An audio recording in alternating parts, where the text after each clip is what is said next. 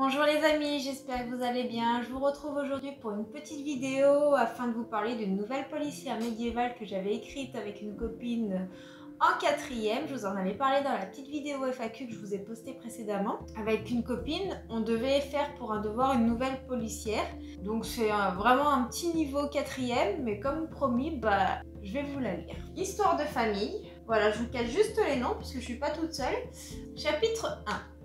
La surprise du conte. Conan, jeune bûcheron, trouva un corps inanimé. Pris de peur, il hurla et fit un bond en arrière.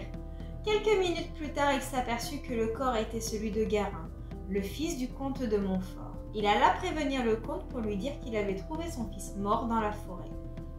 Le comte, qui ne voulut pas le croire, préféra s'en assurer lui-même, accompagné par sa femme, quelques gardes et par le chanoine Clary. Lorsqu'ils arrivèrent face au cadavre, la comtesse approcha de son fils et versa quelques larmes. Le comte prit Clarina, sa femme, par les épaules et chargea Clary de l'enquête avant de ramener la comtesse au château. C'est affolant le nombre de fautes d'orthographe qu'il y a dans ce paragraphe. Je vais essayer de vous montrer juste là. Vous voyez, alors il n'y a même pas de S. Le chanoine voulut regarder autour de la victime s'il n'y avait pas d'indice qui pourrait le conduire à l'assassin. En inspectant autour de la victime, il trouva des traces de pas qui se dirigeaient aux alentours du château, mais s'arrêtant à une flaque d'eau. Un peu déçu, il rentra au château faire son rapport au comte. Le lendemain matin, l'enquêteur alla voir Judicaël, le frère jumeau de Garin. « Bonjour, monsieur de Montfort. J'aimerais savoir où vous étiez dans la soirée où votre frère, héritier du comte de Montfort, a été tué, interrogea Clary. J'étais avec ma mère, la comtesse, répondit Judicaël. Peut-elle le confirmer? Oui, bien sûr qu'elle peut le confirmer. Douterez-vous de moi? Répliqua aussitôt Judicaël. Bien, je vais prendre congé, vous dit Clary. Il alla voir ensuite la comtesse de Montfort pour voir si elle pouvait confirmer ce que Judicaël lui avait dit. Bonjour, madame la comtesse. Pouvez-vous me confirmer que votre fils Judicaël était bien avec vous le soir du meurtre? Oui, mon fils était avec moi. Et si vous pensez qu'il a tué son frère, alors vous vous trompez, répondit Clarina. Il commença à faire le bilan. Judicaël paraît innocent. Il faudra que je garde un œil sur lui. À présent, je vais voir la pauvre Adèle. Il alla voir Adèle, la femme de Garin. Bonjour, monsieur le chanoine. Je suppose que vous êtes là pour me parler de la mort de mon mari, dit Adèle avec les yeux emplis de larmes et la voix pleine de tristesse. Quelle perspicacité! Je voudrais savoir où vous étiez à l'heure du crime. Cela ne vous regarde pas, dit Adèle. Je vous rappelle que je suis envoyée par le comte. Peut-être, mais ce que je faisais ne regarde que moi. Puis-je vous poser encore une question? Bien sûr. Votre mari avait-il des ennuis? Questionna Clary. Oui, un certain Amaury de Crécy. Qui est-ce? C'était un de mes prétendants. Clary sortit sans répondre et alla voir Amaury de Crécy. Bonjour, monsieur de Crécy, je suis là pour enquêter sur le meurtre de Garin de Montfort. Alors je voudrais savoir où vous étiez dans cette soirée. J'étais en train de dormir dans ma chambre, dit aussitôt Amaury. Qui peut le confirmer? Personne. J'aimerais bien savoir pourquoi vous me suspectiez. Comme vous le savez déjà, vous étiez un prétendant d'Adèle de Montfort. Et vous auriez tué Garin, l'héritier de Montfort, pour vous venger de ne pas être celui qui l'ait épousé, suggéra Clary. Bien sûr que j'étais un de ses prétendants, qu'il ne serait pas avec une aussi belle châtelaine. Mais est-ce une raison pour tuer son mari? Dit Amaury. Pour vous, peut-être. Bon, excusez-moi, je dois m'en aller. Puis il s'en alla pour continuer son enquête. Chapitre 2. L'indice.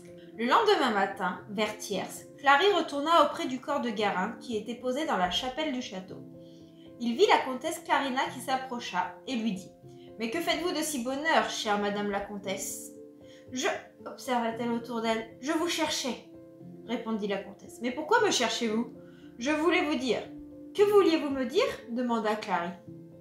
Avant vêpres, je suis allée auprès du corps de mon fils et je remarquai qu'il y avait du sang sur son ongle, déclara Clarina. Clary se dirigea vers la main droite de Garin et s'aperçut qu'il n'était pas blessé, mais qu'il avait sans doute blessé son meurtrier. Plus tard dans la soirée, Adèle surprit Judicaël en train de se disputer avec sa mère, la comtesse. Elle pensa qu'il serait préférable d'informer Clary de la dispute qu'elle venait de surprendre. Chapitre 3. Découverte choquante. Vers l'aube, Aliette, une fidèle servante, alla réveiller la comtesse. Elle s'aperçut que Clarina était morte. Prise de panique, elle courut chercher le comte qui, à l'annonce de cette terrifiante nouvelle, fit tomber son vin chaud. « Allez me chercher Clary et rejoignez-moi auprès de ma femme !» ordonna le comte. Clary, arrivant à toute vitesse, dit au comte « Votre femme a été étranglée. »« Monsieur, la comtesse est disputée avec Judicaël !» interrompt Adèle. « Madame, je vous prie de ne pas m'interrompre. Je vous écouterai plus tard. »« Continuez, s'il vous plaît, » demanda le comte. Après quelques instants de silence, et après avoir attentivement regardé le corps, le chanoine dit « Votre femme a des traces sur le cou propres à un étranglement. De plus, elle a sûrement dû se défendre car il y a beaucoup de tissus attachés et ils appartenaient sans doute au meurtrier. Bien, venez après vêpres, me raconter comment avance l'enquête. » Le chanoine sortit et dit à Adèle « Que vouliez-vous me dire? Hier soir, j'ai entendu Judicaël se disputer avec la comtesse. Qu'avez-vous entendu ? Je n'ai pas essayé d'écouter, mais ce que je sais, c'est que je passais sous la fenêtre de la comtesse. Et là, j'ai entendu Clarina crier après Judicaël, qui paraissait lui énervé, répondit Adèle. Je vous remercie pour ce renseignement très important. Mais que faisiez-vous dehors après Complis ? Interrogea Clary. Je me promenais pour essayer de faire mon deuil. Vous savez, c'est tellement difficile de perdre son mari, dit Adèle les larmes aux yeux. Je vous comprends, excusez-moi, mais j'ai affaire. Il faut que j'aille voir le fils du comte pour l'informer de la mort de sa mère, et j'en profiterai pour l'interroger sans qu'il ne s'en doute, car je pourrai en tirer des interventions précieuses, se dit-il. Un peu plus tard, Clary alla voir Judicaël. « Bonjour, monsieur, » dit Clary. « Quel bon vent vous amène ?» interrogea Judicaël. « Je viens vous annoncer une bien triste nouvelle. Quelle est cette nouvelle ? Je préférais que vous soyez assis pour que je vous l'annonce. »« Voilà, je suis assis. Quand est-ce que vous allez m'annoncer cette nouvelle ?» répliqua Judicaël avec impatience. « Ce matin, quand la servante Aliette alla réveiller votre mère comme chaque matin, elle s'aperçut qu'elle était morte, » expliqua le chanoine. « Mais, balbutia Judicaël, comment est-ce arrivé ? Je pense qu'elle a dû être étranglée, car il y a des traces sur son cou. Qui suspectez-vous ? Interrogea Judicaël. Personne, dit brièvement Clary. À mon avis, vous devriez penser à Adèle, dit Judicaël. Pourquoi dites-vous cela ? Vous ne savez pas que ma mère et Adèle ne s'entendaient pas ? Bien à cause de notre frère ? Non, vous venez de me l'apprendre, mais je dois prendre congé de vous, dit Clary.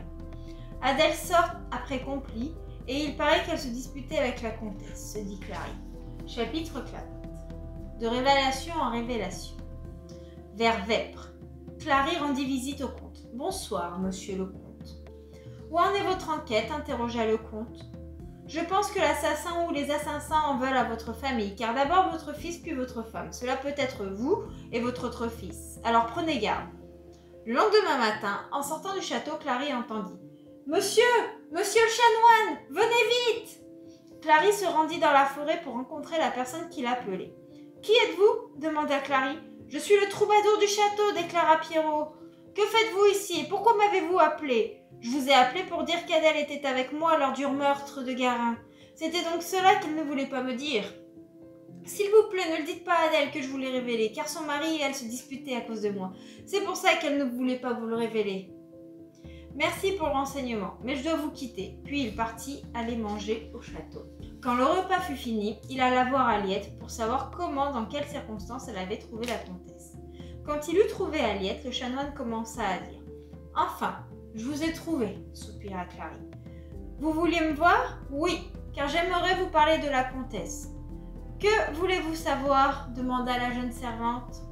Alors, vous devez comprendre que je dois apprendre à connaître pour mieux continuer mon enquête, expliqua Clary. Très bien. Que voulez savoir d'elle à la fin ? Je voulais savoir si vous étiez en bon terme avec la comtesse. Oui. Elle me confiait même ses plus chers secrets. Lesquels ? Coupa Clary. Je ne vous le dirai pas, je ne la trahirai pas. Mais quel sale caractère, murmura le chanoine dans sa barbe. Qu'avez-vous dit ? Rien, dit Clary sur un ton innocent. J'imagine que vous avez autre chose à me demander, sinon vous n'auriez pas pris la peine de me chercher dans tout le château. En effet, vous avez raison. Je voudrais aussi savoir s'il y a une personne qui en veut à la famille du comte, demanda le chanoine. Non, mais je connais une personne qui serait capable de tuer la famille du comte pour se venger de ne pas avoir pu épouser Clarina de Montfort. Qui est cette personne et pourquoi voulait-elle épouser la comtesse ? Cette personne est Grégoire de Croix. Et il voulait épouser la comtesse car elle est belle et il l'a toujours aimée, expliqua Aliette. Où habite-t-il ? Il habite à Croix en Espagne, si cela ne vous gêne pas, je dois repartir à mes tâches ménagères, dit Aliette. Chapitre 5. Le désespoir avant le rassemblement. Clary, au bord du désespoir, s'assit dans la chapelle du château pour prier. Le comte qui le cherchait se rendit à la chapelle et lui dit « Je savais que je vous trouverais ici. »« Comment avez-vous su que j'étais ici ?»« Une personne m'a dit que vous étiez au bord du désespoir et quand vous n'êtes pas bien, vous restez assis sur un banc de la chapelle, à prier, expliqua-le. »« Très audacieux, complimenta le chanoine. »« Alors, allez-vous vous décider à me dire ce qui ne va pas ? Eh bien, l'enquête n'avance pas très bien et je me demandais si j'étais à la hauteur de votre confiance. En résumé, je pense que vous devriez confier l'enquête à quelqu'un d'autre, une personne digne de votre confiance, répondit Clary avec tristesse. Voyons, ne dites pas de nouvelles. En qui d'autre, à part vous, puis-je avoir confiance? Je ne sais pas, mais je ne suis pas à la hauteur. Mais vous allez arrêter de dire des bêtises? Je veux vous voir reprendre l'enquête demain matin à l'Aude, dit le comte d'un ton dur, mais confiant. Le comte sortit de la chapelle et laissa Clary à ses pensées. À l'Aude, Clary reprit son enquête puis alla voir le comte pour lui demander s'il pouvait faire une réunion afin de voir où en était l'enquête. Le comte fit en sorte que toutes les personnes impliquées dans l'enquête soient rassemblées dans la grande salle du château, puis demanda à Clary de prendre la parole. « Bonsoir à tous, » dit Clary avec appréhension. « J'aimerais vous rappeler pourquoi vous êtes tous là. » Il s'interrompit et regarda autour de lui. « Comme vous le savez déjà, le comte m'a chargé d'enquêter sur le meurtre de Garin, son fils qui était l'héritier de Montfort et de la comtesse Clarina, sa femme. » Clary marqua une pause et observa la foule avant de reprendre. Nous avons ensuite procédé à des interrogatoires pour avoir plus d'indices et trouver des suspects. Le problème, c'est que nous n'avons pas progressé dans l'enquête. C'est donc pour cela que nous vous avons rassemblés, monsieur le comte. Je vous laisse expliquer ce que nous allons faire pendant cette réunion. Nous allons recevoir l'enquête du début afin de pouvoir avancer. Nous avons besoin de votre coopération pour savoir quels sont les suspects à enlever afin qu'il ne reste qu'un criminel ou des criminels, dit le comte en faisant signe au chanoine de prendre la parole. Pour l'instant, je vais annoncer et résumer ce qui a donné le début de l'enquête. Quand Garin, le fils du comte, a été retrouvé mort dans la forêt par le jeune Conan, le comte, sa femme, quelques gardes et moi, bien sûr, avons accouru pour aller voir le corps. Le comte m'a chargé d'enquêter sur le meurtre. Alors j'ai regardé autour de la victime s'il n'y avait pas d'indices qui pourraient me conduire à l'assassin. En inspectant autour du corps, j'ai trouvé des traces de pas qui se dirigeaient aux alentours du château, mais s'arrêtant au niveau d'une flaque d'eau. Le lendemain, j'ai commencé à interroger Judy Kael, qui affirma être avec sa mère au moment du crime. Alors je suis allée voir la comtesse pour confirmer l'alibi de Judy Kael, qui parut vrai. Ensuite, ce fut le tour d'Adèle, la femme de la victime, qui ne voulut pas me révéler où elle se trouvait lors du meurtre de son mari. Puis j'allais voir Amaury de Crécy, un ancien prétendant d'Adèle qui aurait pu tuer Garin pour une raison que vous pouvez deviner. Quelques jours plus tard, Aliette, une fidèle servante, retrouva la comtesse morte dans sa chambre. En résumé, il y eut des interrogations et recherches d'indices. Alors, monsieur le comte, je vous laisse l'honneur d'annoncer les suspects qui ont été innocentés. Avec plaisir, monsieur le chanoine. Le premier suspect innocenté est Adèle, car c'est un fidèle serviteur, dont je ne citerai pas le nom, à témoigner. Aliette et Grégoire de Croix sont bien entendu innocentés, car Aliette a des doigts trop petits pour avoir pu étrangler la comtesse et Grégoire de Croix se trouve en Italie. Quelqu'un a-t-il quelque chose à rajouter? Personne ne répondit, puis il reprit. Maintenant, vous pouvez repartir à vos occupations habituelles. Dernier chapitre. Meurtrier démasqué. Vers Thiès, Adèle alla dans le bureau de son mari et s'assit. En observant autour d'elle, un petit bout de papier attira son attention. Elle le prit, le lut et s'aperçut que c'était une lettre de menace. Ne savant plus quoi faire, elle sortit du bureau et partit bouleversée à la rencontre du comte. Ce dernier demanda aussitôt à un de ses serviteurs d'aller chercher Clary. « Que se passe-t-il » interrogea Clary. « Adèle va vous expliquer, » dit le comte. « Ce matin, je suis allée dans le bureau de mon mari et un petit bout de papier attira mon attention. Je le pris et le lus jusqu'au moment où je me suis aperçue qu'il s'agissait d'une lettre de menace. « Montrez-moi cette lettre. » Et il la prit.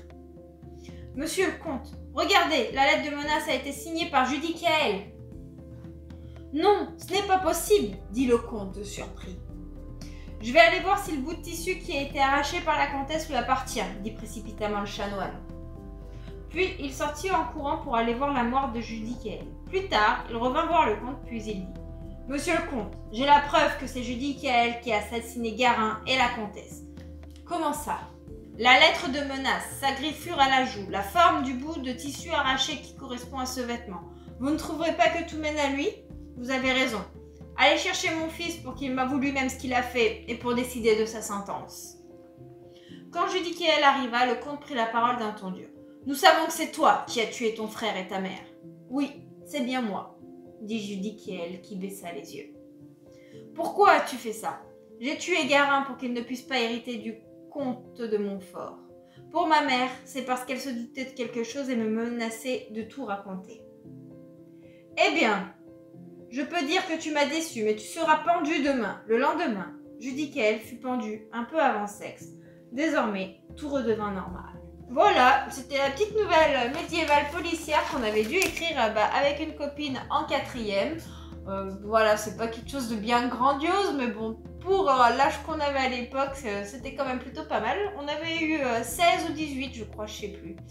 Quelque chose comme ça. Voilà, j'espère que cette petite vidéo vous aura plu. Ça change un petit peu des updates lecture, des réceptions livresques et tout ça. Je vous fais des gros bisous et puis je vous dis à bientôt.